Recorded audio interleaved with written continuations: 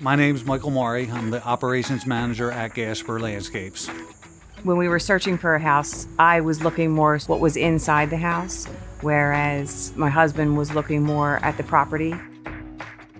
The inside of your home usually comes before the outside of your home. The house was very nice, but you still want to make it your own. Getting your property done, you're going to want to get a designer and design it all out. Even if you don't plan on doing it all at once, which not a lot of people can do it all at once, so you have to stage it out. With my kids and my wife saying, "Dad, when are we going to redo the pool?" And I said, next year. And I said that probably for about 6 years, until finally talked to our in-house designer, Nick Lupinacci, and gave him all my ideas. I actually had it envisioned going a totally different way than it is right now, and I love it. I would never even think about doing it a different way.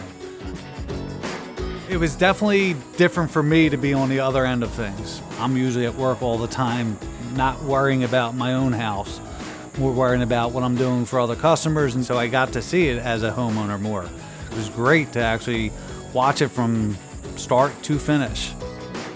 When it came to decorating our space, I met with Eli, and he's just a master in his field.